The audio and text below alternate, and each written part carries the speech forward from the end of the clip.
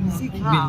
رضوان کی وہ کورٹ میں آرڈر جج سے کیا بدتمیزی کی اور اس کا وہ سنا بھی نہیں اور وہاں سے نکل کے چلا گیا. جج ابھی لکھ رہا تھا وہ باہر چلا گیا. یہ تو رضوان عزت افزائی جج کی کر رہا ہے. اس کا مطلب لگتا ہے رضوان ہی فیصلہ کرے گا کہ کیا کیس کا فیصلہ جو ہوگا. میں ذرا ملٹری کورٹ کے بارے میں بتاؤں کہ میں ملٹری کورٹ میں جاتی ہوں اور میں وہاں دیکھتی ہوں کہ وہاں پہ جو لوگ ہیں نہ ان پہ کوئی مقدمہ چلا کے نہ ان کا کوئی فیصلہ کیا. ان کو وہاں پہ رکھا ہوا ہے, نہ وہاں سے ان کے نکلنے کا کوئی ارادہ, مطلب کوئی پوچھنے والا ہی نہیں. یہ نہیں پتہ کہ ان کو کون کر رہے ہیں ان کے ساتھ ڈیل.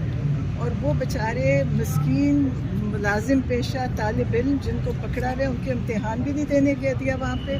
نوکریاں تو چلو ان کی لوگ اللہ ان کی مدد کر رہے ہیں, لیکن جو ان کے والدین ہیں وہ اتنے تکلیف میں ہیں کیونکہ 18 سال کا بچہ, 20 سال کا بچہ, 22 سال کا, اور وہ وہاں پہ بڑی تکلیف کی زندگی گزار رہے ہیں کیونکہ وہ بچے چھوٹے ہیں اور 1 سال ہونے کو آیا, 10 مہینے تو ہو گئے.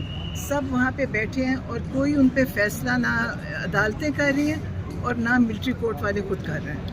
تو ان کے بارے میں سب پریشان ہیں اور ہم بھی ان کے لیے فکر مند ہیں, ان کی فیملیز کے لیے, کیونکہ وہ بیچارے مسکین لوگ ہیں. کئی شانگلہ میں سے کوئی آ نہیں سکتے اتنے فاصلے سے, اور کوئی ڈی جی خان کوئی کسی علاقے کے, اور کسی کو نہیں پتا کہ ابھی بھی وہ بچوں کو ایسے ٹریٹ کیا جاتا ہے. وہاں پہ لاتے ہیں جیسے کپڑا ان کے منہ پہ ڈال کے جیسے وہ کوئی بہت بڑے دہشت گرد. اور ایک ملزم جس کو بھی چھوڑا ہے اس نے بتایا کہ وہ صرف جی ایچ کیو کے ٹریفک لائٹ پہ کھڑا تھا اور وہ 10 مہینے سزا کاٹ کے آیا.